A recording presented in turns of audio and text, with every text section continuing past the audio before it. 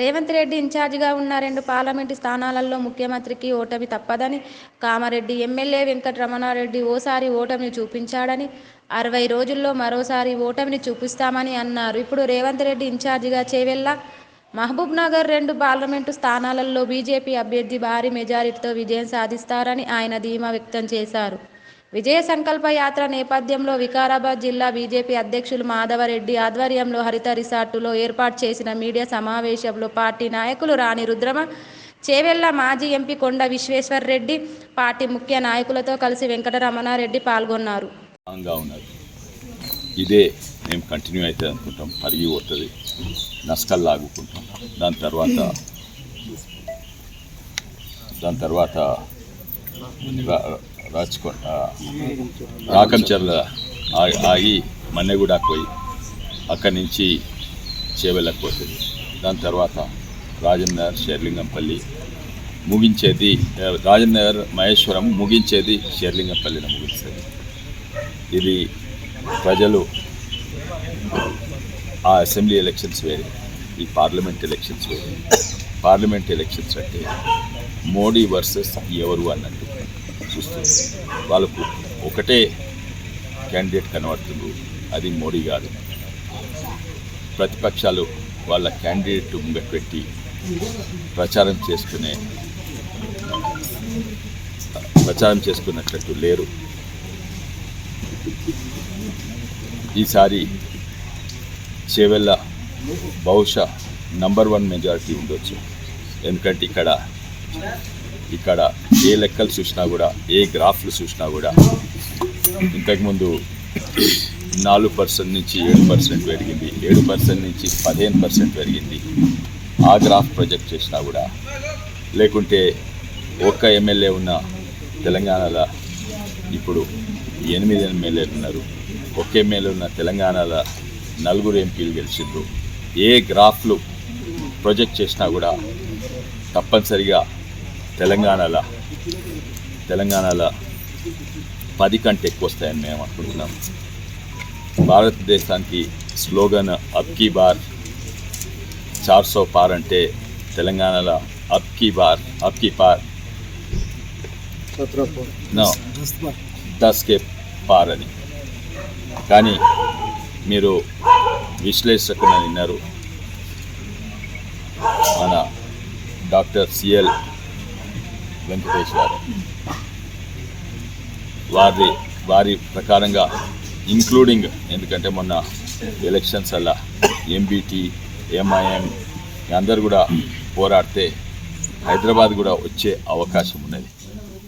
అయితే 16 కూడా రావచ్చు, 17 కూడా వచ్చే అవకాశం ఉంది. అది లేదంటలేదు, కానీ ప్రాక్టికల్గా చూస్తే 10 కంటే ఎక్కువ తప్పక వస్తాయని మేము అనుకుంటున్నాం. మీ నిర్ణయం సరైనదని మీరు అనుకుంటున్నారు. ఆ సరైన నిర్ణయం అనుకొని గతంలో ఒకసారి పొరపాటు చేశారు, తిరిగి అదే పునరావృతం అవుతుందనేది నేను చెప్తున్నాను. కాబట్టి చేవెళ్ళ నియోజకవర్గంలో ఉన్నటువంటి ప్రజలందరికీ చేతులెత్తి మొక్కి చెప్పడం ఏంటంటే, మోడీ గారి వల్ల దేశ చరిత్ర ఎంత అగ్రగామిగా ఉంది, ప్రపంచంలోనే ఎంత ఉన్నత స్థాయిలో ఉంది, విశ్వగురుగా మారినటువంటి ఈ భారతదేశాన్ని నడిపే వ్యక్తి నరేంద్ర మోడీ గారే అనేది ప్రజలందరికీ తెలుసు. కాబట్టి ప్రజలందరూ బీజేపీకి ఓటేసి, పువ్వు గుర్తు కొట్టేసి ఘన విజయం ఇస్తారనే నమ్మకం ఉంది.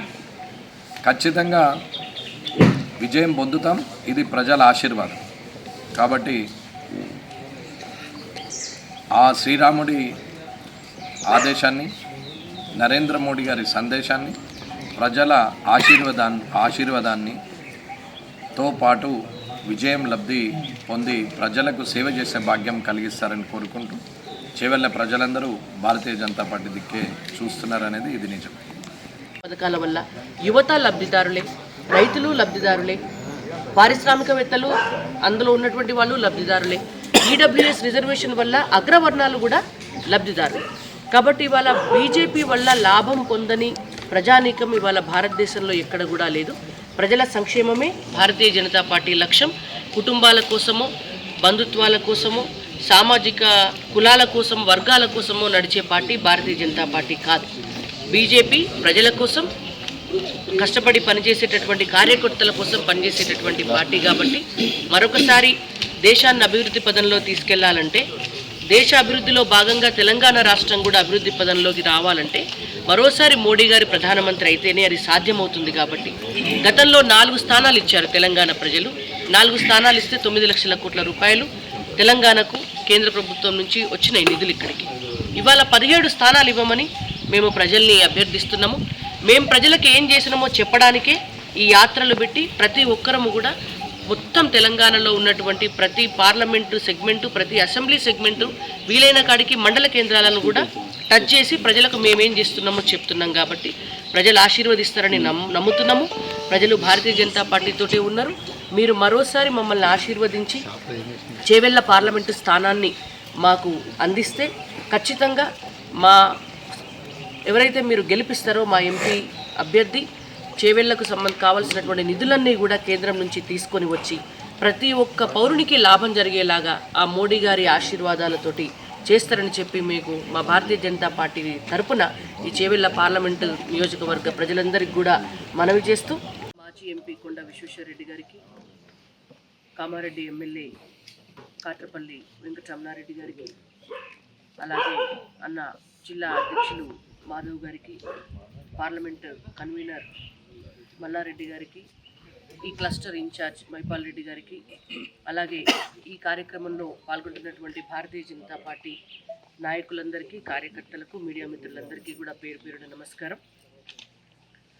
విజయ సంకల్ప యాత్ర పేరుతో భారతీయ జనతా పార్టీ తెలంగాణ రాష్ట్రం మొత్తం కూడా నిన్న ఏకబిగిన తెలంగాణ రాష్ట్రంలో ఉన్నటువంటి 117 నియోజకవర్గాలను, అందులో ఉన్నటువంటి 17 పార్లమెంటు స్థానాలు, ఈ 17 పార్లమెంటు స్థానాలను 5 క్లస్టర్లుగా విభజించి విజయ సంకల్ప యాత్ర ప్రారంభించడం జరిగింది.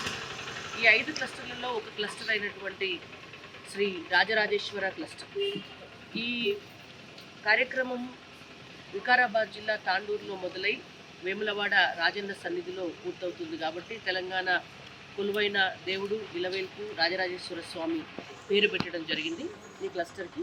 ఈ రాజరాజేశ్వర క్లస్టర్ ప్రారంభం అంతా నిన్న తాండూరులో మొదలై చేవెళ్లలో ఇవాళ రేపట్లో పూర్తయ్యేటటువంటి అవకాశం ఉంది. నిన్న ప్రజలు బ్రహ్మరథం పట్టినారు.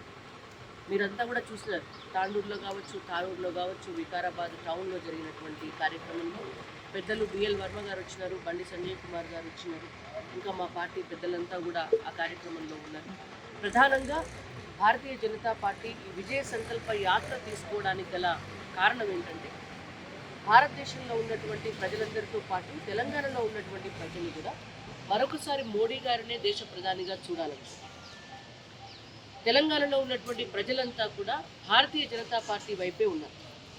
అసెంబ్లీ ఎన్నికల్లో కొన్ని కారణాల చేత ప్రజల్ని తప్పుదోవ పట్టించినటువంటి కాంగ్రెస్ పార్టీ అనుకూల మీడియా చేసిన కొన్ని విష ప్రచారాల మూలంగా భారతీయ జనతా పార్టీకి అధికారంలోకి వచ్చేటటువంటి అవకాశం కొంత కోల్పోయి ఉండొచ్చు. కానీ ఇందాక విశ్వేశ్వరరెడ్డి గారు చెప్పినట్టుగా మా ఓట్ బ్యాంక్ అనేటువంటిది చాలా పెద్ద ఎత్తున పెరిగింది. 8 అసెంబ్లీ స్థానాలను, ఎవరు ఊహించని స్థానాలను కూడా మేము గెలుచుకున్నాం. దాన్ని బట్టి అర్థమయ్యేది ఏంటంటే, ప్రజలు భారతీయ జనతా పార్టీ వైపే ఉన్నారు. ఏ గ్రామానికి వెళ్ళినా, ఏ ఊరికి వెళ్ళినా జరిగినటువంటి అభివృద్ధి కార్యక్రమాలన్నీ కూడా భారతీయ జనతా పార్టీతోటి జరిగినాయి.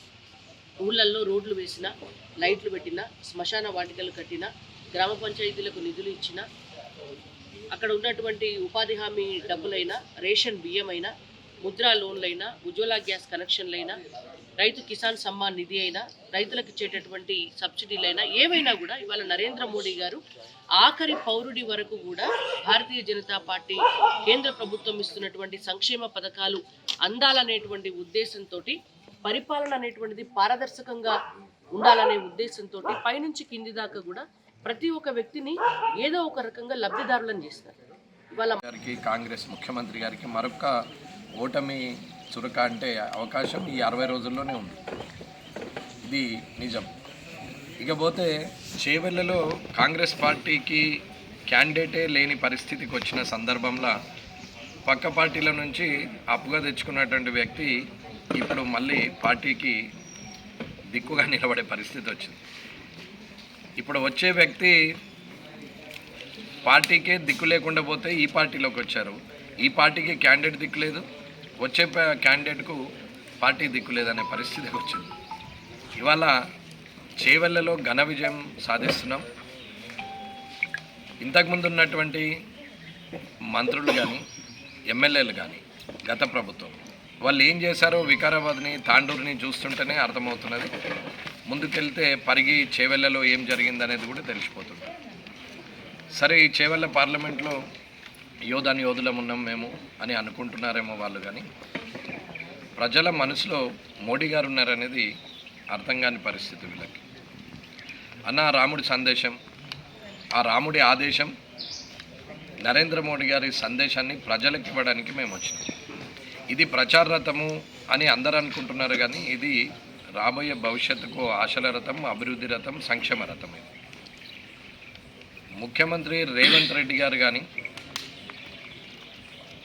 ఇవాళ క్యాండిడేట్ లేని పరిస్థితికి వచ్చిన పార్లమెంటును తీసుకొని ఆయన ఇవాళ మళ్ళీ కొత్త వ్యక్తులను తీసుకొస్తున్నారు. మరి పాత వ్యక్తులు ఏం చేస్తారనేది ఇక వాళ్ళ సొంత విషయం, అది వేరు. కానీ ఇక్కడ ఉన్నటువంటి మాజీ పార్లమెంట్ సభ్యులు విశ్వేశ్వరరెడ్డి గారు, ఆయన కుటుంబ చరిత్ర అయినా, ఆయన ఉందాతనము, మాట్లాడే విధానము, ఆయన ఆలోచన విధానము అందరికీ తెలిసింది. కాబట్టి ప్రజలందరినీ నేను కోరుకునేది ఏంటంటే, చేవెళ్ళ నియోజకవర్గంలో, పార్లమెంట్ నియోజకవర్గంలో ఉన్న 7 అసెంబ్లీలు గతము వేరు, ప్రస్తుతము గల్లీ రాజకీయం వేరము, ఢిల్లీ రాజకీయం వేరు. సరే, గల్లీలో ఎలాగోలాగా గడ్డకు పడ్డ కాంగ్రెస్ ఇప్పుడు ఢిల్లీలో కూడా పడతామని అనుకుంటున్నారు, కానీ బొక్కబొర్ల పడడం తప్ప ఏం లాభం లేని పరిస్థితి. కాబట్టి ముఖ్యమంత్రి గారు రాష్ట్రాన్ని అంతా మిగతా వాళ్ళకి వదిలేసి ఈ 2 పార్లమెంటు మీద మీరు దృష్టి పెట్టండి. ఒక్కసారి ఈ 2 పార్లమెంట్లు బీజేపీ గెలుస్తున్నది, చేవెళ్ళ, మహబూబ్నగర్ 2 బీజేపీ గెలుస్తున్నది. కాబట్టి గౌరవ ముఖ్యమంత్రి రేవంత్ రెడ్డి గారికి నేను చెప్తున్నది ఏంటంటే,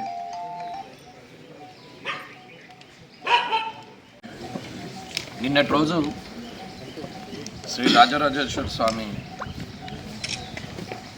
విజయ సంకల్ప యాత్ర స్టార్ట్ అయింది. కేంద్ర మంత్రివర్యులు బిఎల్ఎన్ వర్మ గారి బండి సంజయ్ గారు అందరం కలిసి నిన్న స్టార్ట్ చేయడం జరిగింది. ముఖ్యంగా ఇక్కడ ఆలోచించాల్సింది ఏంటంటే, ఈ పార్లమెంటుకు ఇన్ఛార్జిగా ముఖ్యమంత్రి రేవంత్ రెడ్డి గారు తీసుకున్నారు.